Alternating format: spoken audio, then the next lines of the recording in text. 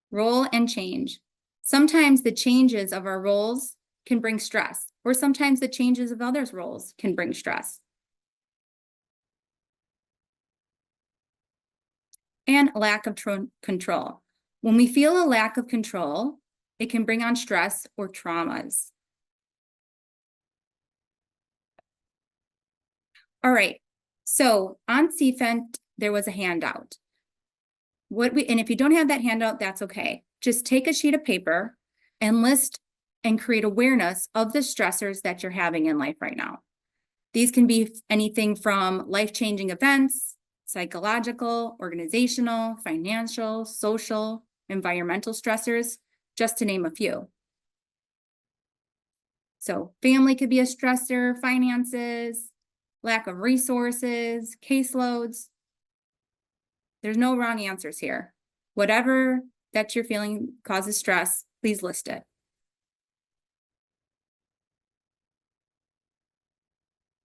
All right, now set that aside a moment, or you can keep writing if you need to.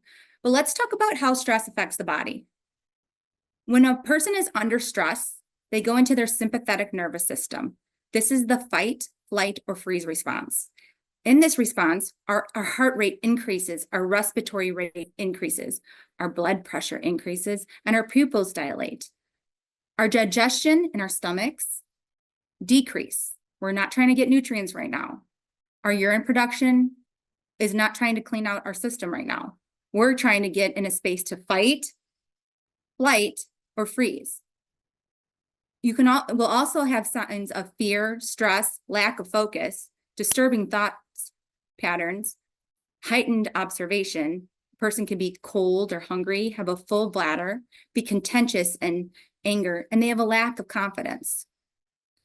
When we're in our parasympathetic nervous system, so think of a parachute floating down gently, our digestion increases. We are giving nutrients to the body.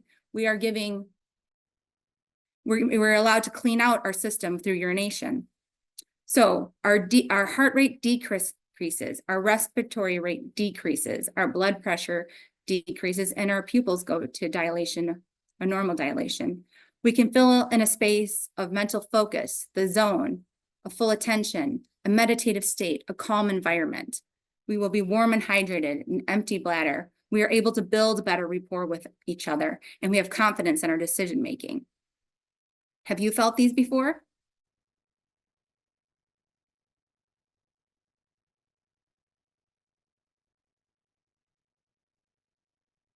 All right, so we talked about our first step, which was awareness. Our second step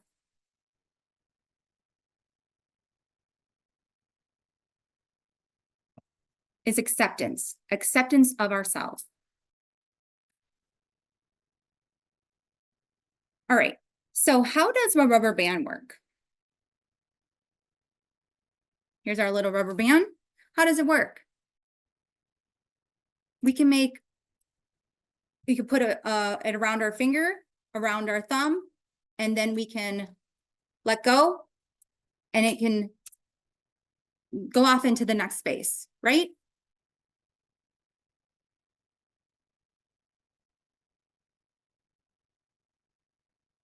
Make a slingshot, put a loop around it, and have fun with it. Maybe get our little brother or sister with it.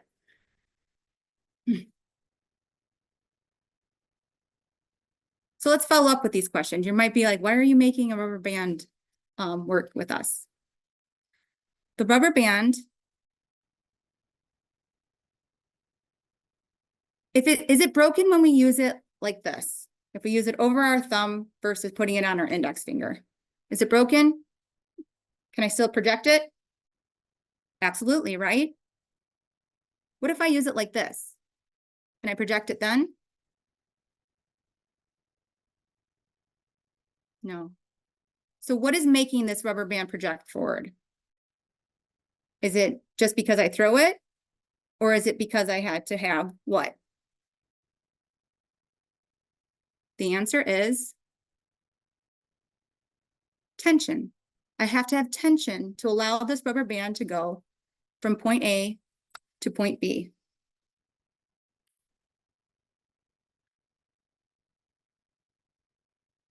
So what's the lesson?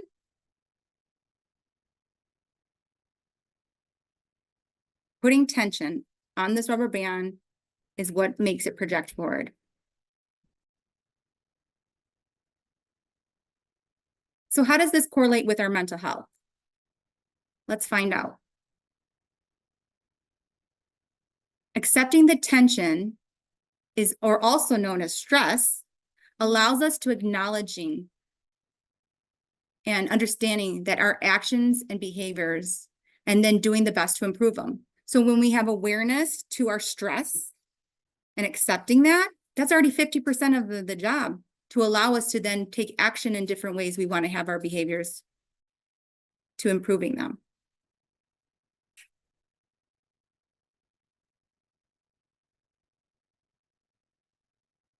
All right, so then the next stage. The first step is towards success is awareness to self. The second step is acceptance. And the third is to change the perception of awareness to himself or herself. How do we do that? So let's talk about stress. Stress is a normal reaction to the environmental, internal agitations that we consider adapting in nature. There's also distress, and this occurs when there's severe and prolonged stress that occurs, also known as like PTSD. But are we aware of eustress? Eustress is a positive cognitive response to stress that is healthy and gives us the feeling of fulfillment. Have you ever felt that before?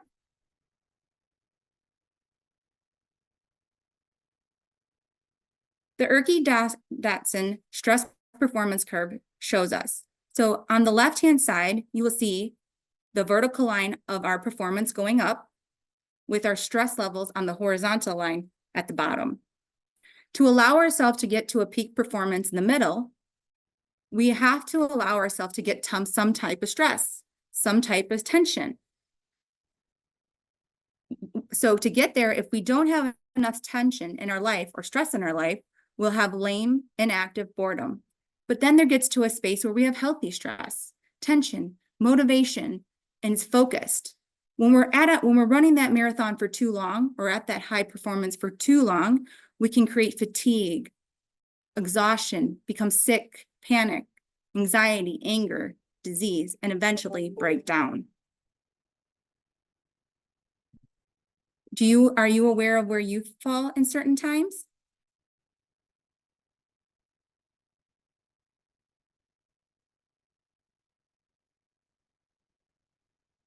Okay, so we don't have time to show this video right now, but I highly encourage you to take a look at it.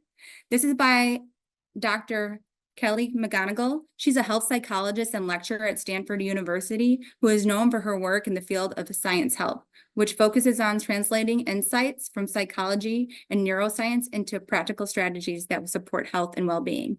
What this video shows is that they've done a study with over 30,000 adults in the US over 8 years. People that viewed themselves as having high stress and believed stress would harm them had a higher rate of sickness and death. However, it's so much that it was like a 43% increase in dying. But people who had viewed that they had high stress, but it was good for them, had a decrease in any type of sickness and dying. What happens in the body, this means what happens in the body is that when we perceive stress to be healthy for us, in a state of giving us a eustress, we can change the chemical reaction in our bodies. For example, our blood pressure and our heart rates. When we view stress as harmful to us, our blood vessels restrict and causing it harder to get the blood flow through. When we view the stress and alter our perception of stress, we can reduce and let the blood flow easily. Oxytocin is created in the body, which is the love hormone. And that can help us get through challenging situations.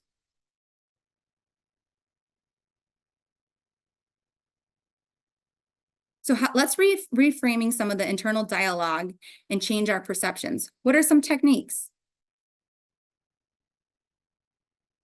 So we can play brain games. How do we make this into an enjoyable thing? As a service member, they had us do a lot of silly little tasks, raking leaves, cleaning empty fields for garbage for hours upon hours. And there's two teams. One team complained about it. This isn't what I signed up for. The leaves are going to fall again tomorrow. Why am I doing this? The other team said, I bet I can rake a bigger pile of leaves than you can. Ready, set, go. Both teams had to complete it, but which one was less stressed? The team B that had made it into a game.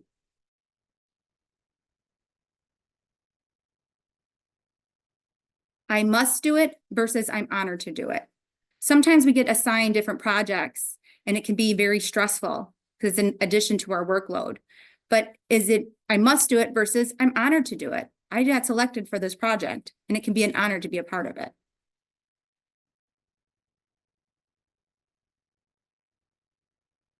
It didn't happen to you, but for you. This can be a hard pill to swallow when in the middle of the situation, but it can be very uplifting and lessons learned by having this thought process. I didn't get the position I wanted. However, it gave me more time to improve on some of my limitations.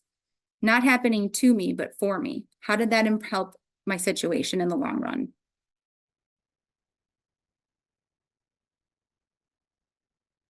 Also, when things are overwhelming, we can also look at what's in my control right now in this present moment. Thinking of our future too much can cause anxieties and overwhelming thoughts. Thinking of our past and what should have been, could have been, can cause depressions. Helping us focus right now in this present moment allows us to take it one step at a time and what is in our control.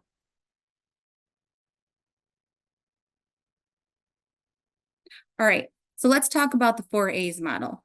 When we're under stress, we can do the 4 A's to help us through it.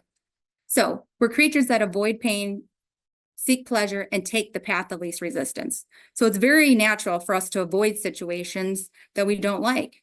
We refocus away from them for those stressful situations or a person, and you can try to escape the minor stressors to find ways to make the situation better. For example, if we're in a traffic jam, we can take a different route. In life, we can say no to minimize interactions and review of the stressors we put on ourselves. If it's not a heck yes, then maybe it's a no. Evaluating what is important to us and where we are saying yes and no. We can't avoid everything, but we can evaluate where our boundaries are with things. Another A is alter. We can shift our external environment to reduce or eliminate stress. You can try to communicating clearly and letting people know your expectations. So for example, when we're in a traffic jam, maybe we take the metro or a bus instead of sitting in the traffic and driving in our car. We're identifying our boundaries and expressing them. We create time management. We can also delegate. So maybe you're delegating by taking the metro.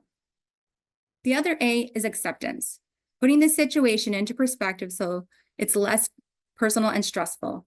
You can try talking with someone, forgiving, practicing positive self-talk. So for example, when you're in traffic, traffic is what it is. Traffic is doing what traffic is doing at rush hour. We're critical feedback as constructive criticism and falling in forward and having lessons learned. How can we learn from these lessons? The next one is adapt. Changing the way you think about the interaction with the source of stress. You can try challenging your standards or expectations of a stressful situation. For example, traffic jams, that's a time to decompress for me. You could say, I'm going to listen to a podcast, my favorite music, or maybe a book.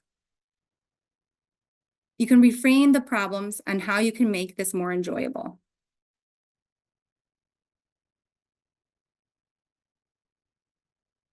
Okay, so let's bring that sheet of paper back. Look at all the stressors that you listed. If you can avoid it, put a line through it. For example, family. I don't think I'm going to talk politics with my mom. She's very hot-headed about them, and that's just unpleasant for me. So I'm going to avoid the politics conversation.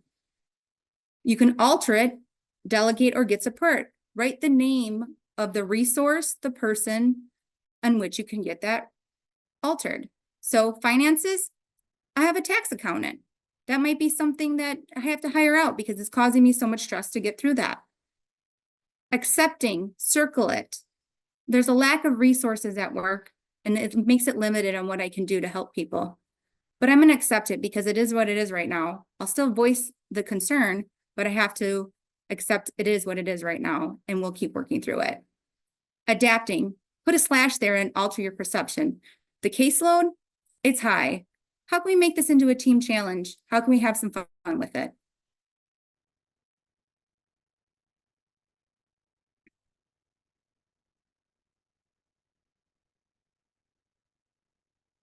All right.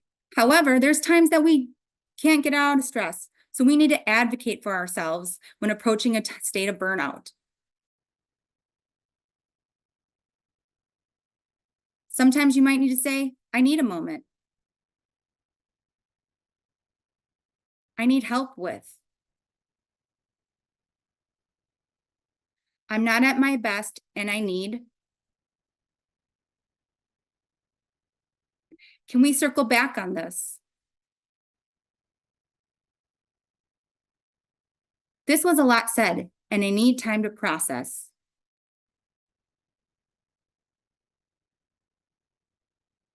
Think of what statements you use.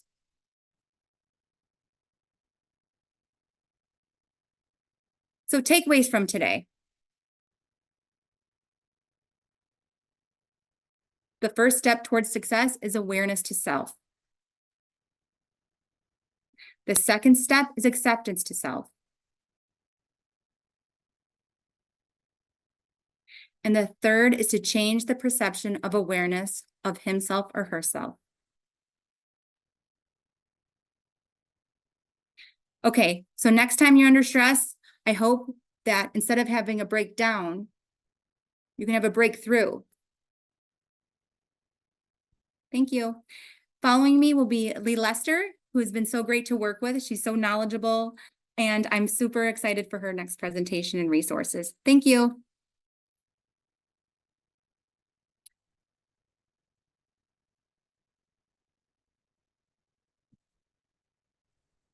Welcome, everyone. I do appreciate that it's the end of the day for those of you on the East Coast, and so you're probably really tired, so I promise not to belabor this, but this is a really important topic, and I'm really excited that Richard Cho came on and expressed HUD's support of this. And Tracy gave you some tools, and we're going to talk a little bit about how it relates to our work as housing counselors. So the first thing I want to touch base on is self-care. And we talk about it a lot, but do we really know how to implement self-care and why it matters, right? First, it prevents burnout and compassion fatigue. And, we all do that because we want to save everybody, right? And it enhances our ability to support our clients. I will often tell my counselors when I'm training them, back-to-back appointments don't help anybody. By the end of the day, you are depleted. So that self-care is really important because it's going to enhance your ability to support the clients that you serve. Very important. And then lastly, on why it matters is it helps promote well-being and balance. It kind of gets us in our Zen space and helps us to process information. I use that a lot in the boot camp I teach is, let's get to our happy place. Let's get that balance before you take on something that's really challenging. So then how do we do it? With some tried and true self-care practices, such as taking regular breaks, like I mentioned, setting boundaries, as Tracy talked about, a mindfulness practice. And it doesn't mean you have to become a yogi, right? It could mean you're just going to take a couple minutes to come back to center, to, calm down, to soften your nervous system, if you will, maybe reframe some things so that you're perceiving it in a different way. And I love that Tracy talked about the eustress, that positive response. That's something we definitely want to keep mindful of. Next is how we recognize the signs of this distress, because it's not just in us, right? It's in our colleagues, our coworkers, but it's also in our clients. And so we want to talk a little bit about those key indicators that we can look out for. And this goes for colleagues and clients. First, you want to look for some unusual changes in their behavior or their mood. you know your staff, you know your colleagues pretty well. And after a while, you get to know your clients. Some of us work with people for over a year. So when you see something change, that should be a red flag. Next, you want to look for any time they express hopelessness or anxiety. And for those of you who do foreclosure counseling, first of all, my hat's off to you. You are doing good work because it is incredibly stressful.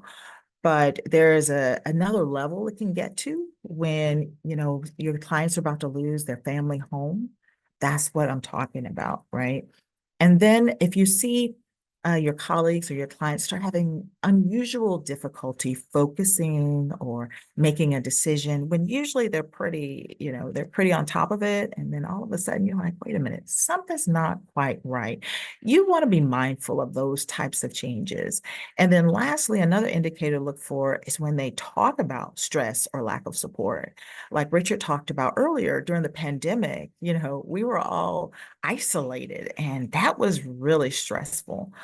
Even if you're an introvert, that's stressful, right? So you want to look for those types of indicators to be mindful of, and keep really detailed notes. That's also going to help you notice those behaviors, because we have a lot of clients. I understand, many of you have 30, 40, 50 clients you're working with at one time. And so the notes are going to be what you kind of refer back to help you go, wait a minute, this is not how they originally showed up. So now that we know what to look for, we know kind of, okay, we need to be writing something down. How do we respond? How do we respond? And therein lies the challenge, right? So first, safety is important, not only for you, your colleagues, but also your clients. So listen actively and empathetically.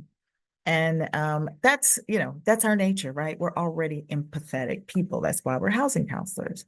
So you want to make sure you're really listening to what they're sharing. Go ahead and skip over to the next slide if you don't mind. Thank you. You want to listen actively and empathetically, and you want to make sure that you're validating their feelings. As a trained mental health first aider, shout out to HUD for providing that training. One of the things we're trained in initially is assessing urgency. Is this client someone that really needs a mental health intervention, right? And you want to make sure that you look for those triggers we just talked about. And is this an urgent issue, or is this someone just kind of blowing off steam? And we'll talk about how you can get that training at the end of this. So definitely stay tuned.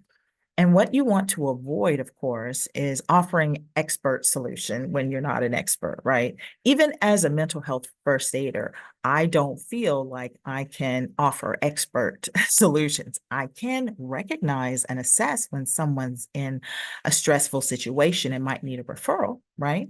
But definitely we don't want to cross that line, right? Plus, we wear enough hats. Let's be honest. We have enough stuff on our plates. We don't need to also have this too, unless that's your jam. If you're trained to do mental health work, go for it. But if that's not, then you just want to kind of, look out for the indicators. And what's really important is don't minimize their concerns. Don't minimize their concerns, because oftentimes people going through a mental health crisis aren't going to tell you how deep they're feeling or how dark a place they're in, because there's some shame that they may be feeling. So you want to, again, validate the feelings and let them know this is very important. And then, next slide, then make the referral, right? So if it's affecting housing activities, that's probably a time to make a referral. Of course, if your client asks you for mental health support, then you can definitely make a referral. And then if there's a severe life change, you want to make a referral. So I'll give you an example. If you have a lot of foreclosure clients kind of are in that place, right? Because they're losing their home, and that can be extremely severe for a lot of people, especially if they've been in the home for a long time, or if it's a family home, property that's been in their family for generations. That can be a severe life stressor. Sometimes people who are in credit crisis, that can be a severe life stressor, divorce, etc. I think you get my point. And then how do we refer? Well, we're going to provide resources, right? We're going to provide resources for you where you can just make that referral. And I always recommend that you make it a warm handoff. because think of it, they're in a mental health crisis. Giving them an 800 number and say, just give them a call, that might increase the level of stress.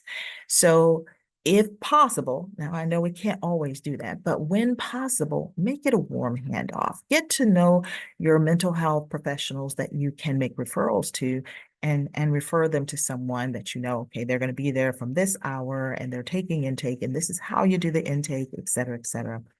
And then just because we're human, follow up, check in with them from time to time. How you doing? You okay? Believe it or not, sometimes that text or that call is the first time someone has checked in on them since they've been in their mental health crisis. So we definitely want to, when possible, check in on them, see how they're doing. Yeah, so I will stop there because we could go on and on. I'm excited to be able to do this work and thankful for HUD, but I'm going to throw it back over to Shauna so she can kick off the Q&A. Thank you so much, Tracy and Lee. I think that you folks provided a lot of effective information and also extremely helpful by identifying what are your triggers in terms of mental health, and then how to handle what happens to your body, what happens, like in terms of your own self-care. I mean, I think you carried us through like the continuum. So I'm going to stop sharing for a second. And I did want to put in a plug for the post assessment that Tracy had at the end of her presentation. And Lindsay Burns on the ICF team is helpfully going to make sure that you receive that in the live session. So please, please, please make sure that you fill out that particular post assessment if you can. And if you filled out the the post, it goes together. And I know Tracy is very much like focused on making sure that the feedback is received. And then also that's how they redesign future training and things like that. While we wait for questions to come in, Tracy, anything to add to the assessment piece in particular that folks might find really interesting that the department is doing? Well, we just really appreciate everybody's interaction with the assessment, both the pre and post, because it allows us to know what direction we should go with these type of trainings. If it was beneficial, great. And if it wasn't, that's okay too. It allows us to learn and have that constructive criticism we're looking for. So thank you all for taking the time to do so. Okay, thank you for that. So look for that. It was that last QR code, but we'll post the link in the live session. So one question that comes to mind as we all wait for additional ones to come in is, how do agencies ensure that their counselors balance their administrative duties with direct client interactions, basically to avoid feeling overwhelmed? So would love to know your feedback, Lee, on that question. So I'm really glad someone asked this, because counselors actually will come to me and ask this question, and where it starts at the top. This is one of the few areas I would say trickle down actually works. So if the executive directors and the leaders of the organization let the staff know that this is something that we value and it's a high priority, and they make space for it. They say, if you're having a challenge, you can come to me, take a beat, take a walk around the building, do what you need to do to get your mental health back on track, then staff will follow that lead. But by the same token, if they say, you know what, you got to take all these calls back to back, you can't do this, you can't do that, staff will also follow that, and then they'll get overwhelmed. So it's going to be really, really important that the managers and the leaders of the organizations really take an active role in helping their staff manage their mental well-being and get them trained, have them go through this mental health first aid class. It's free from HUD. And I know I never say free. HUD is paying for it, so it wasn't free, but HUD is sponsoring it. So take advantage of that. That's going to empower them as well. I highly recommend that. Thank you. And I love that answer, Lee. And I'm just going to piggyback for a second that I know when I have done technical assistance with nonprofits of all different types, including housing counseling agencies, is that you as the counselor can also memorialize what your workload looks like and how many hours a day that you have. And it's called a workload analysis. And it's something that you can bring to your manager, can bring to your leadership, because it may be that they do not understand the time in which you're taking to do these administrative tasks and work with clients. And then also obviously any breaks, things like that. And you can do it for a day, you can do it for a week. I've also seen an entire year done where you're making assumptions around your paid time off, holidays, etc. And it just may go a long way to you advocating for yourself. All right. Lindsay and I picked up the same question. Thank you so much for pasting this in. This also may be a good one for you, Lee, is about when you do referrals, what can counselors do if a client who's in need doesn't follow through with that referral? Oh, that is a really good question. So all we can do is what we can do, right? And one of the things I used to tell my staff is we can't want it more than they can. So like I said earlier, have a follow-up, check in on them from time to time, see if they're going, obviously you can't get too in their business, right? But see if they went for the referral. And after a few times, then I would gently, let them know, hey, I just want to check, see how you're doing. I really think this is a good space for you. But if not, here's some resources. Maybe hand them some resources that they can check out on their own, because they just may not feel comfortable talking to somebody, especially depending on your faith and your core beliefs. That just may not be part of it, but maybe they can talk to someone else, or they can talk to someone on an 800 hotline that's very private. So I would definitely provide some resources. And depending on how they're acting, if it's really intense, then make sure you have some safety measures in your organization in case they come back, because you want to also protect those that you work with. Very good question. Yeah, that was really helpful. Folks are looking for various links and things like that, which I will definitely show toward the end. So thanks so much for those questions. I did wonder, potentially, this is a good question that came in. Is there a site where counselors can find resources in their specific area for referrals to mental health organizations? So is there like a lookup tool? You know how like there's lookup tool for housing counselors or sorry, housing agencies? Is there a similar lookup tool that somebody could use for mental health? Tracy, I'll let you jump into that one. So NAMI usually is a great resource to get mental health services, and they're throughout the nation. So if they look up their local NAMI, that's a way to get resources for mental health. And that's National Alliance. I apologize. National Alliance on Mental Health. Yeah. And it's just NAMI.org. Thanks for that. That's a good idea. Others, Tracy? Did you have another one? I just wanted to piggyback on the statement that Lee said earlier, is that we are a cog in the person's support system, not the only support system. So when we're working harder than the person is working towards getting their needs met, that can be challenging and burning out for us. And that just remember that we're only one piece of that puzzle. So what is getting in that person's way, and what is the one step that's in their control right now? What's in their control at this moment? So if too many resources are a big thing for them, because it's overwhelming, maybe what is one thing that they can do to get towards that step for themselves? That's a good point. And like just bite-sized pieces and not trying to solve everything all together is a different way of saying what you're saying. Go ahead, Lee. I was just going to add 988 is kind of like the 911 of mental health resources. So you can also give them that, and they can call or text. They can chat live with 988lifeline.org.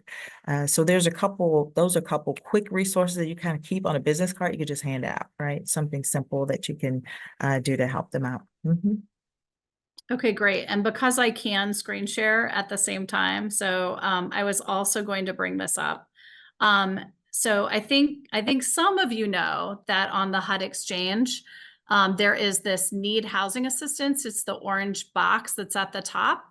However, beyond housing, there's a whole section here that it also includes like health and safety and just various places that you can go to or send your clients to. And then obviously there's certain lenses here, those that might be needing support because of gender-based violence, child abuse, various things like that, including trafficking. So we have a whole list here on the HUD Exchange that I know that, and this is what I was starting to say, we know that counselors look at this get housing assistance page every day, but it's because of you that we built it out even further though than what we had started with several years ago. So I think that's also a great resource for additional referrals that you may not be aware of. I think we have time for one more question here. So let me see what I can find. There's a lot of folks like who have questions just around like how many clients are too many, things like that. I don't think that we are in a good place for that. I think we gave you a strategy that you can use with your folks. Is there anything if you're seeing Lindsay that you might be able to assist with as well? If not, oh, please go ahead. Sure. Yeah. And this is a topic we're continuing to explore further and the different types of resources we can provide. So I love thinking of this as the beginning of a conversation, even as we're wrapping up today. But one of the questions that came in, which I thought was provocative in a good way, is how do you handle stress when every day seems stressful? I think Tracy and Lee both, we're very diplomatic about sort of acknowledging that this may feel true for many folks, but curious how you would respond to that. Well, I'll jump in. The work we do can be stressful, right? And if you're, like I said earlier, a foreclosure counselor, that's almost every day. I think the tool that Tracy gave us with that eustress, I think you have to find a way, a game, some sort of motivation that puts it in that positive kind of cognitive space.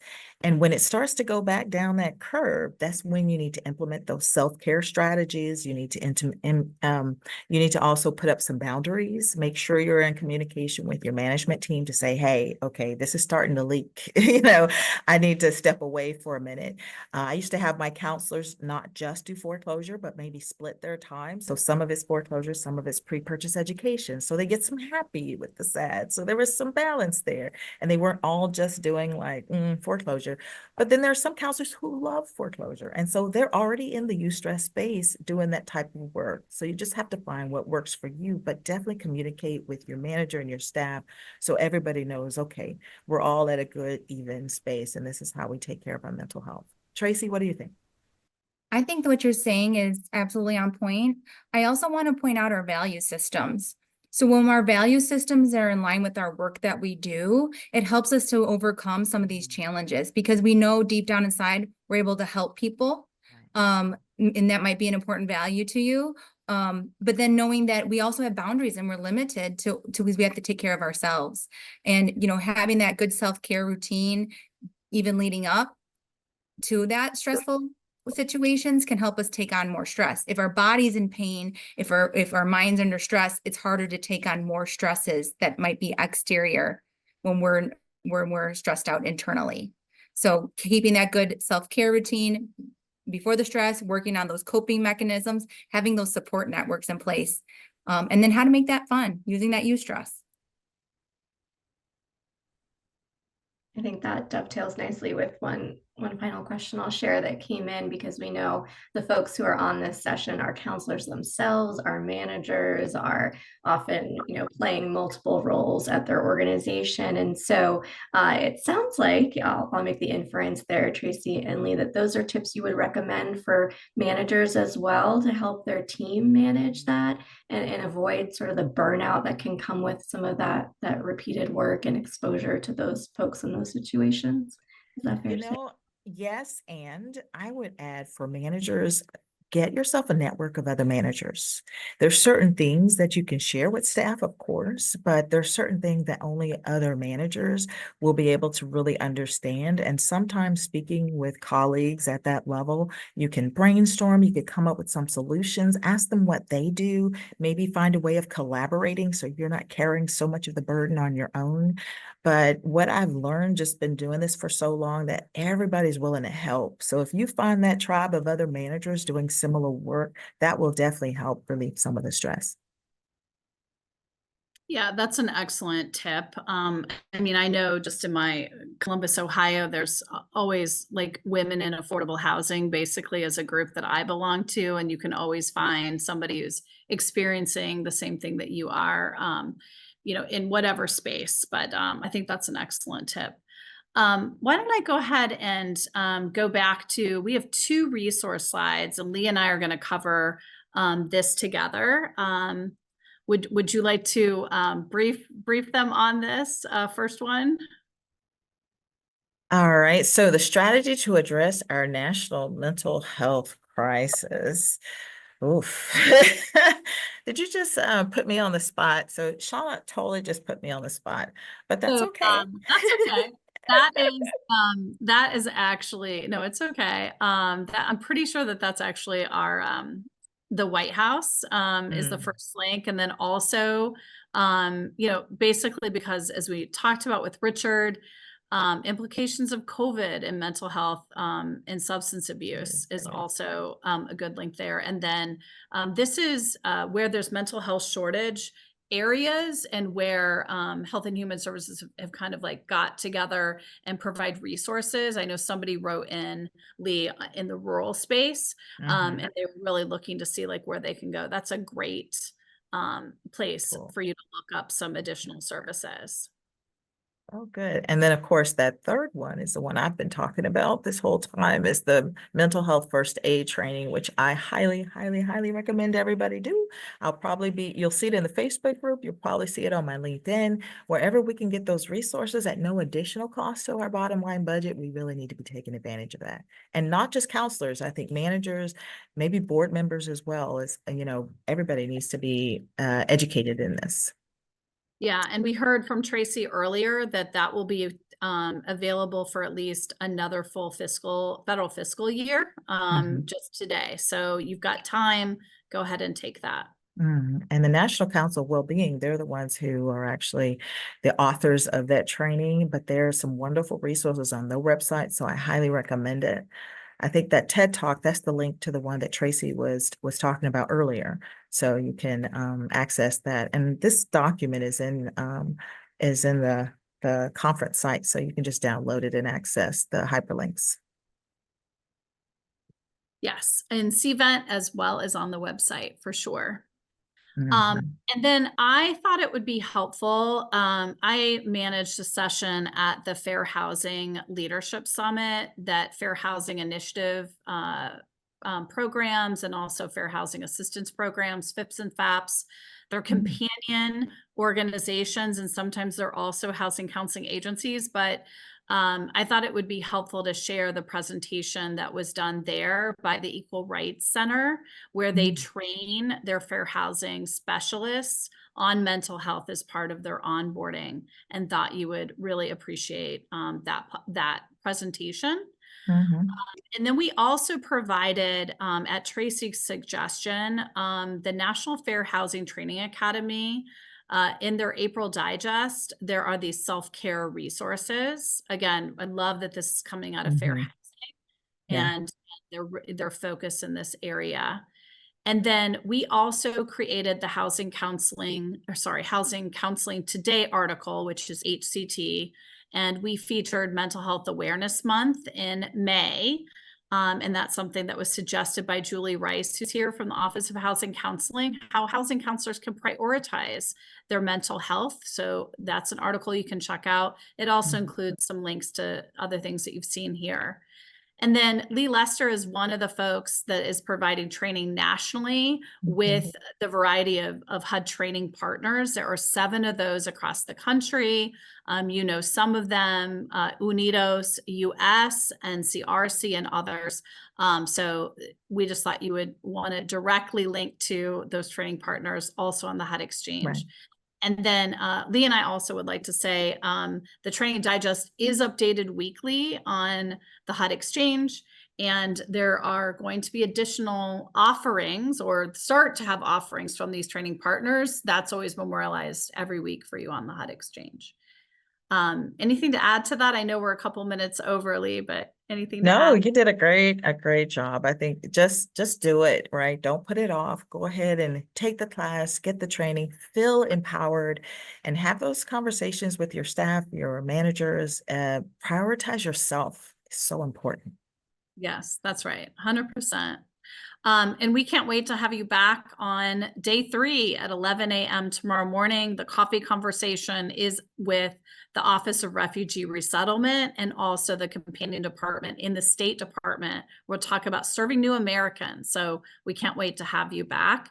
And I want to thank Lee Lester, Richard Cho, and also Tracy Urban. Thank you so much for sharing your expertise with us today.